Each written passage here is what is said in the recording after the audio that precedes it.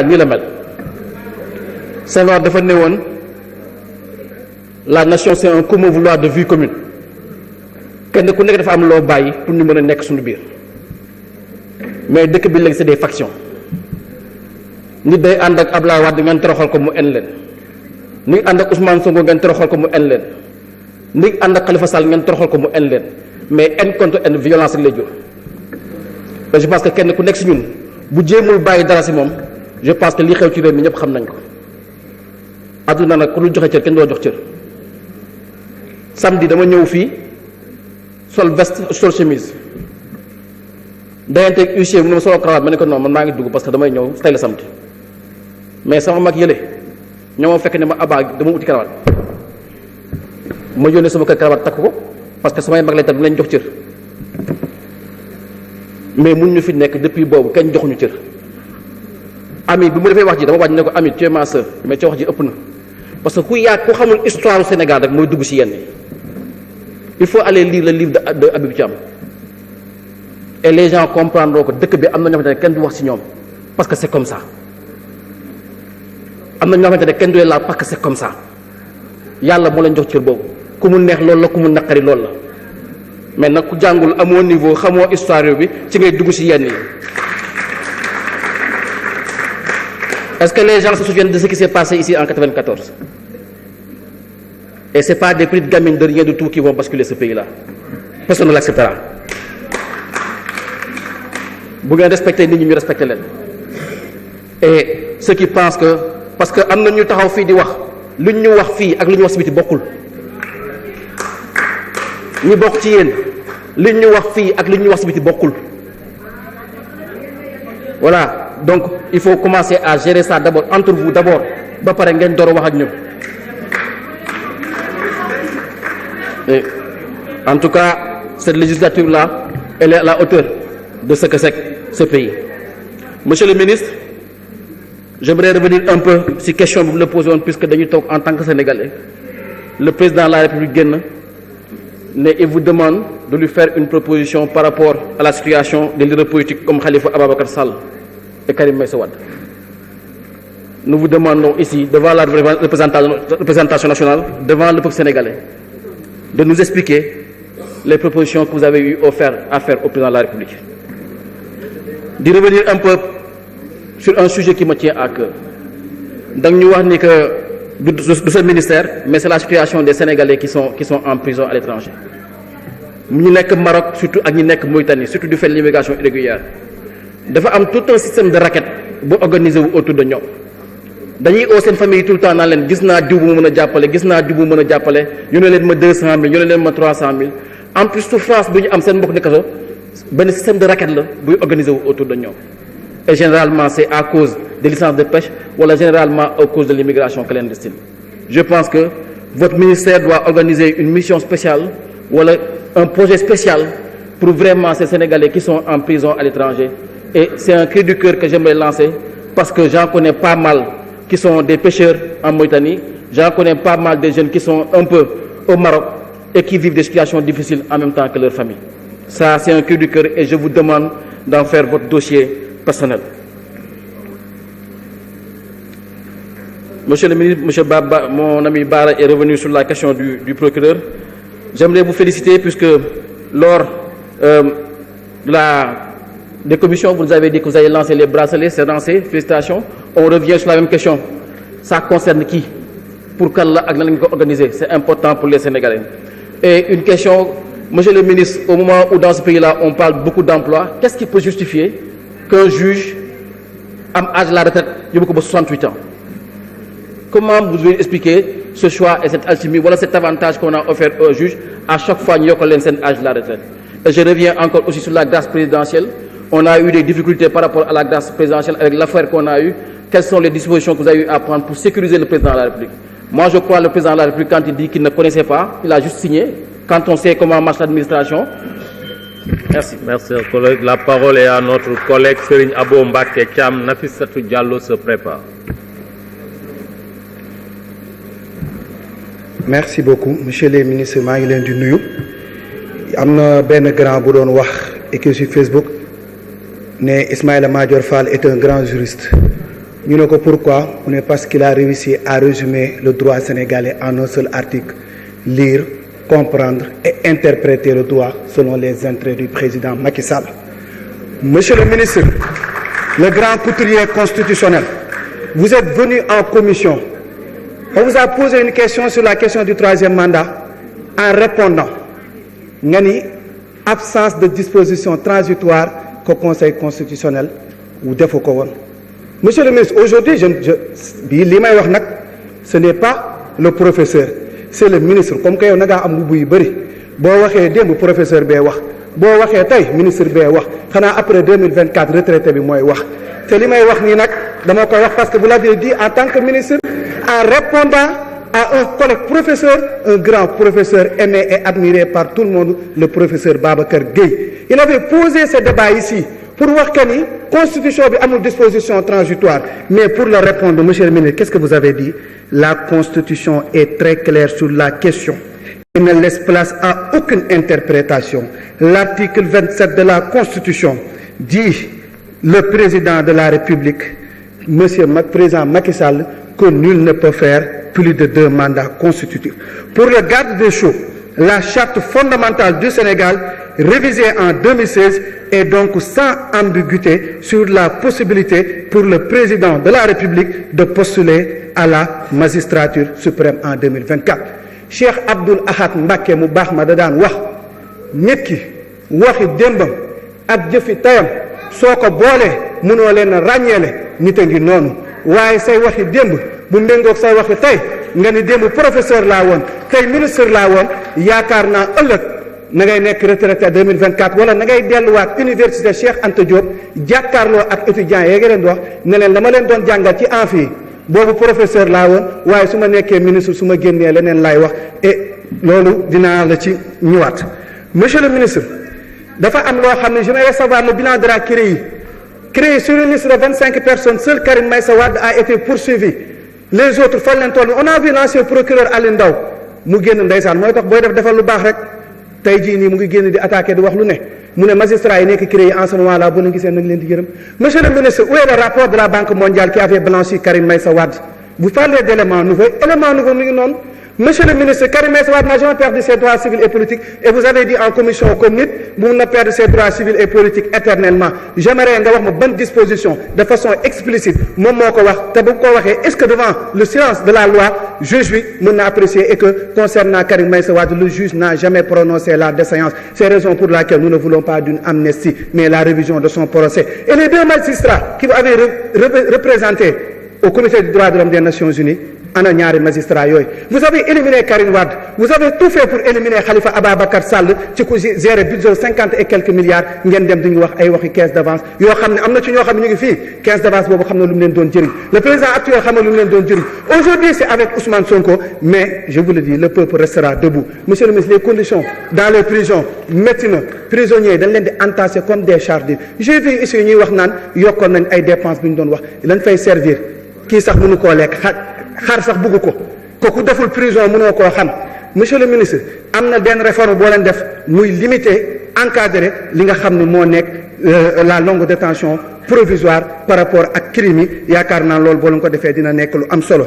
Et que monsieur le ministre, li may terminer rek mooy li nga xam ne moom le président Abdoulaye Wade waxoon aux événements mars bind lettre adressée au président Macky Sall. Je lui rappelle que plusieurs fois dans ma vie d'opposant, mon adversaire, le président Abdou Diouf, a eu la possibilité de me détruire. Parce que les jusqu'au boutistes qui l'entouraient ne connaissent que la force et le poussaient à me détruire pour m'empêcher à jamais de lui ravir le pouvoir dans des élections démocratiques. S'il est vrai qu'Abdou Diouf m'a plusieurs fois arrêté et mis en prison, il n'a jamais voulu me détruire. Il a toujours refusé de suivre ces jusqu'au boutistes qui, avec l'ivresse du pouvoir, sont en général incapables de gagner honnêtement leur vie par le travail et ont choisi de profiter du pouvoir pour s'enrichir. Monsieur le Président, vous avez aussi autour de vous des jusqu'au-boutistes, comme il en existe toujours autour de tous les présidents. Vous avez le devoir de les écouter, mais ne les suivez pas, car ils n'ont rien à perdre. Dès que ça va souffrir, ils vous trahiront et se rendront à l'adversaire pour sauvegarder des intérêts. Le président Macky Sall,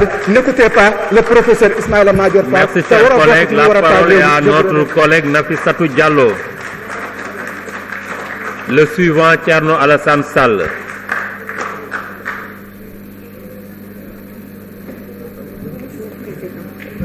asalaamaaleykum maa ngi lay nuyu monsieur le ministre ak ñi nga àndal président maa ngi lay nuyu sama collègue député yi maa ngi leen di nuyu dafa am loo xamante ni aveu de taille la ma foog ni nag war nañ ci mën a waxtaan fii ci hémicycle bi su may dégg réforme de la CREI yi dañ ko war a réformer mais loolu gàcce la kenn waru ko wax ndax jël doomu jàmbur tëj ko 3 ans et demi kaso benn rapport jàpp épinglé wu ko benn cours épinglé wu ko gestion wam yépp dafa am quitus de bonne gestion ñu ñëw daal di utiliser CREI yi def liste 25 personnes am ñoo xamante ni fii jëli nañ leen ci avion fële ca Tambacounda ay bip xaw ma jëli nañ leen tey ñu dugg ci avion Macky Sall alors que ñu ngi am interdiction de sortie du territoire ànd ak Macky Sall mu blanchir leen ñu ñëwati tey ji ñu nekkoon ci liste 25 yooyu kenn lañ ci jàpp doomu Ablaye Wade et le lapsus est révélateur dans le rapport on a dit le fils de l'ancien président ndaxte tey ji bu fekkoon dañ ko jàpp man du ma ko jàppale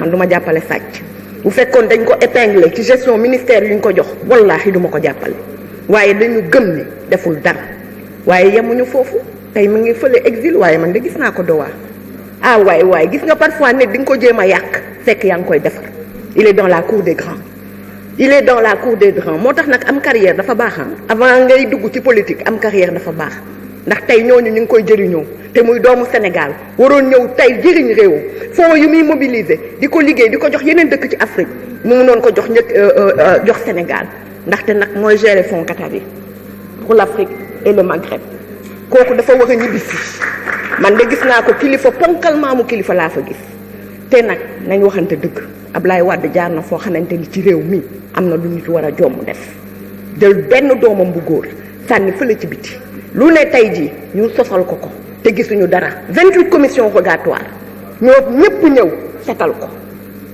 lan lañ ko jàppee jël alalu Bibo Bourgi famille boo xamante ni ñaari tali la ñu tuddee seen kilifa ndax alal gi ñu am jël alalu koo xam ne dafa feebar jël moomale ko Karim Wade bërki démb gañewaat na leen devant la cour d'appel de Paris condamné leen état Sénégal à 150 millions d'euros duñ ko war a verser si li ngeen jël ay këram ne da ngeen koy saisir foog ñu réparer ces injustices là métti ci ñu teg nit ñi foog ñu réparer ko tey ji dëkk bi mën a nekk ci jàmm ay nit lañu ay doomu Sénégal leen fii mooy seen place du ñu réformer CREI dañ koy bàyyi ni mu mel lan mooy loi bu personnel CREI yi pour ñoom la bu metti bi pour ñoom la OFNAC pour ñun la loolu ban wax la c'est-à-dire bu metti bi boo xamante ni amoo fenn foo ko jooyee boobu moom mooy nañ jël doomu Ablaye Wade jox ko du dëgg du yoon dégg naa fi itam suñu benn collègue bu nekk di tudd Nations Unies di tudd leneen démb de moo doon bras armé pour xeex Karim Wade ñun PDS duñu mbalit ba ku jug def la ngay def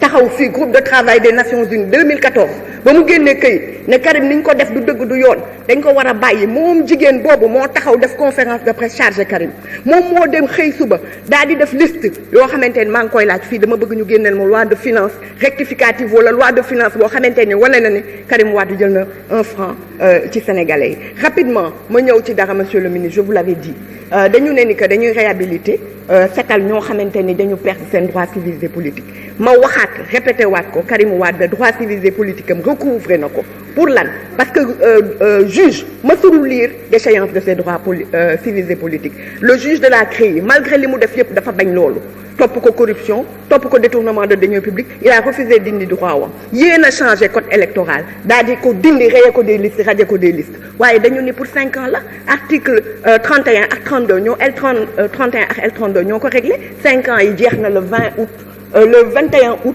2020 le 5 ans yi article visé donc automatiquement duggaat na ci liste yi donc problème de réhabilitation pour mu mën a am ay droit am foog naa ni ça se pose pas amuñu problème boobu ñun li ñu bëgg mooy ñu réviser procès Karim Wade parce que moom question de dignité ak d'honneur la pour mu wane ni jëlul dërëmu sénégalais yi pour setal daru ak fi mu bokk ndax kooku nag dafa di góor am na yoo xamante ni ngeen teg ko ci daram du dëgg du yoon génne ko ci dëkk bi waaye ñeneen a nga koy jëriñoo ni di nga ko foog ni da nga koy yàqal waaye yaa ngi koy élever ndax Sénégal soxla na ko ndax la ma gis ne muy def fële Sénégal soxla na tey ay xam-xamam soxla na portefeuille am soxla na ay relation mu mën ñëw fii ci réew mi liggéeyal réew mi dimbale Sénégalais yi te 2024 mooy suñu candidat maa ngi lay gërëm di la sant xool leen noo leen koy defee waaye Karim Wade day ñibbi si fii te day nekk candidat Parti démocratique sénégalais. Merci, chers collègues. La parole est à notre collègue Thierno Alassane Sall.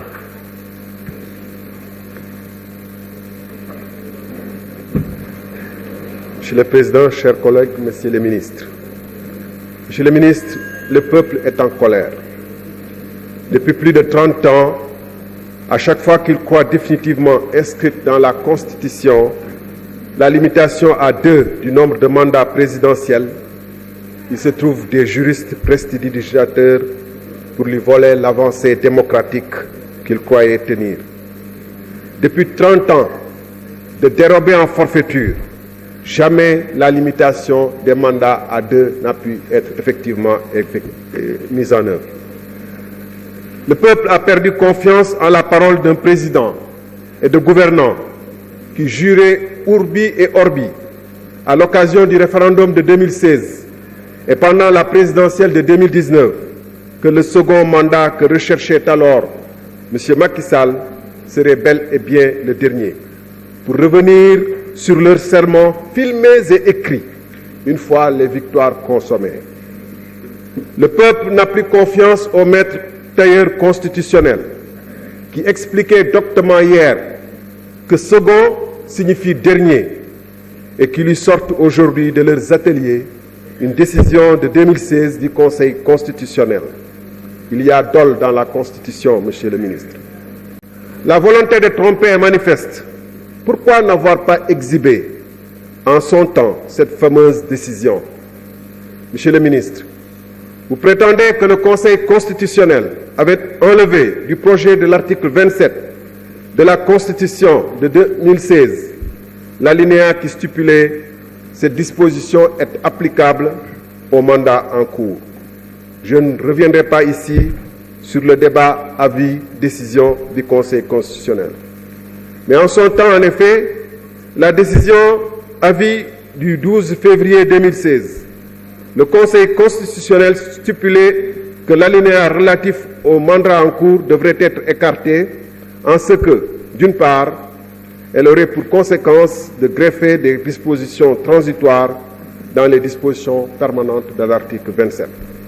D'autre part, le Conseil constitutionnel estimait que cet alinéa revêtait un caractère personnel. Cette position du Conseil constitutionnel n'est pas rédhibitoire pour au moins 2 raisons.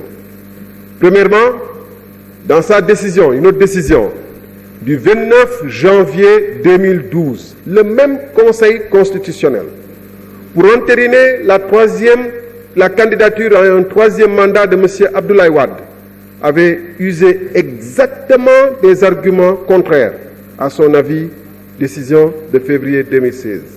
En effet, le Conseil constitutionnel avait argué que le constituant, n'ayant pas expressément prévu dans la Constitution de 2001 modifiée des dispositions visant à écarter une candidature à un 3e mandat de M. Abdoulaye Wade, cette candidature était recevable. Donc, les mêmes arguments qu'on avait utilisés pour entériner la candidature en 2012 sont aujourd'hui utilisés ou les arguments contraires. Donc, deuxièmement, comme le reconnaît cette Constitution du 29 janvier 2012, le pouvoir du constituant en l'espèce ne saurait être limité par le Conseil constitutionnel. Le pouvoir du constituant ne peut être limité que dans les cas prévus, caractère républicain de l'État, etc. Je vais m'en arrêter là pour dire un mot sur ce qui s'est passé ce matin. Mënuñu wax ay principe di wax suñu constitution di wax valeur universelle te ñun ñëpp ànduñu manko rëbb li fi xew ci suba dañu wax nul ne peut se faire justice et tout député et particulièrement le député est soumis à la loi mu ñu seetaan loo xam ne bu xewoon suñu kër ñu ñaawlu ko bu xewoon ci koñ bi ñu ñaawlu ko mu xew ci pencum réew mi nga xam ne bu weesoo ak jàkka wala église ça dépend fi nga gëm jàpp naa ni moo gën a tedd ci réew mi Al Maktoum dafa ne woon bu yàlla wàccoon palais président lay kii waaye tamit xam naa ni fii dina fi am cër ñu nekk fii am ku dóor wàcc fii dóor ab nit te kenn ci ñun waxu ci dara président suñu règlement intérieur war nañ ko seetaat parce que mënuñu am humilité dóor fii nit ëllëg man dinañ ma dóor te kenn du ci wax dara te man bëriwuma doole donc loolu dañ ko war a aussi régler ci suñu kii maa ngi leen di gërëm di leen sant. Chers collègues, sur demande du gouvernement, je propose à l'Assemblée de suspendre la séance et de reprendre nos travaux d'ici 20 minutes. Merci, chers collègues. La séance est suspendue.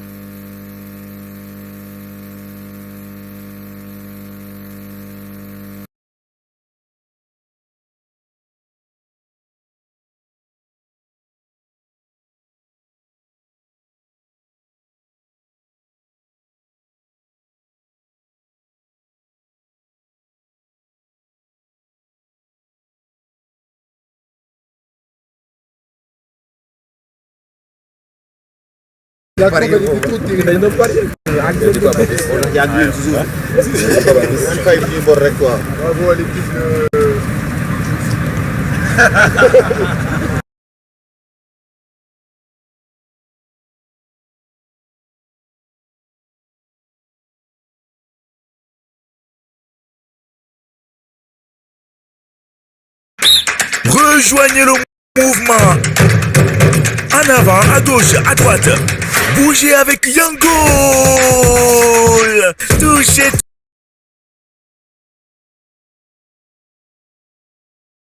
Touchez, marqué. Téléchargez l'application.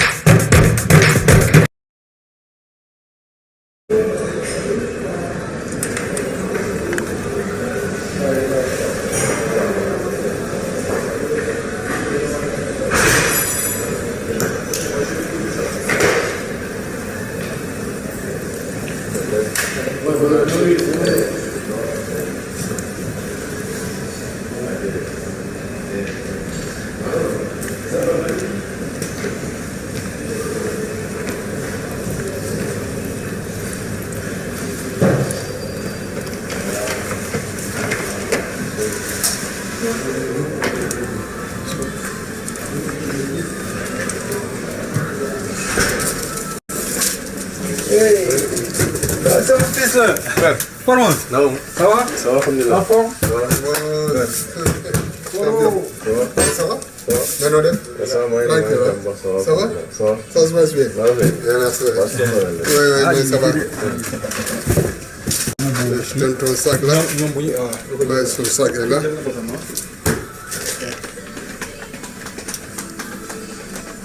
Formose. Léegi il y a les deux survêtements ak tenue traditionnelle quoi. Tenue traditionnelle. Léegi après j'attends Koulibaly avec le coach organiser vous parce que vous allez voyager avec la tenue traditionnelle. On ne sait pas encore. Mais vous allez descendre à Doha avec la tenue traditionnelle. Là, ça est à l'intérieur. Maintenant, est-ce que vous allez mettre les survêtements avant Yen ou bien qu'il y ait sur les tenues traditionnelles? On va régler ça. Mais kon nañ déglu Kalidou. ñu déglu Kalidou. ñu déglu Kalidou lu mu wax rek. waaw ñu déglu Kalidou quoi. moo tax def naa fi deux survêtements yi plus la tenue traditionnelle. Ça y est à l'intérieur. Maintenant le grand sac où il y a tous les équipements on les embarque directement à Doha. D'accord. Ok. Merci.